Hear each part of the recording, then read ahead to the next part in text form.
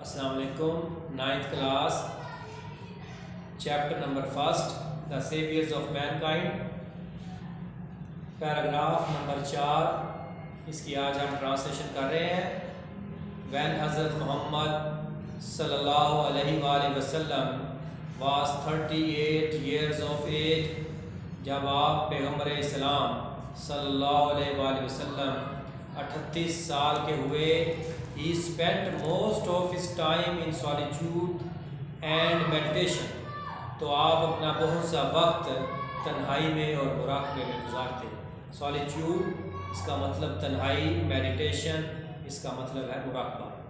In the cave of हीरा, गारे हीरा में, he used to retire with food and water and spend days and weeks in remembrance of Allah Almighty।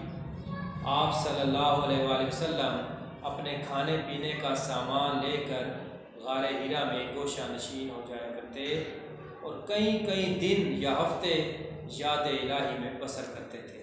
Remembrance, याद इलाही, ये हमारा paragraph number 4 था। इसकी हमने translation की। अल्लाह हाफिज़।